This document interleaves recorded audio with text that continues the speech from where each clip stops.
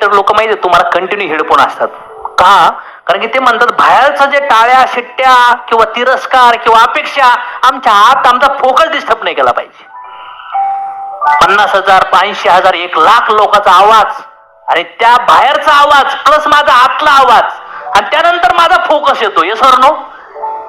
पण आज बिझनेस करताना, लाईफ जीवन जगताना, संसार करताना तुमच्या आजूबाजूचे आवाज घोंगतात.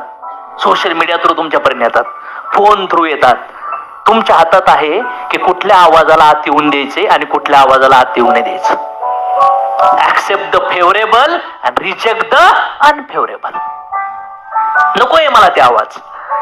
जे विचार मला निगेटिव्ह करतात, जे विचार मला थांबवतात, जे विचार माझा उत्साह कमी करतात, जे विचार माझी एनर्जी कमी करतात, ज्या विचारामुळं मी माझ्या टार्गेट पासून दूर जाऊ राहिलोय, ज्या विचारामुळं माझ्या आयुष्यात बरबादी होणार आहे, ज्या विचारामुळं डाऊट्स तयार होतात, इगो तयार होतो, ज्या विचारामुळं क्विट करण्याच्या मानसिकतेत येतो, अशा सगळ्या विचारांना नो नो नो नो म्हटलं पाहिजे.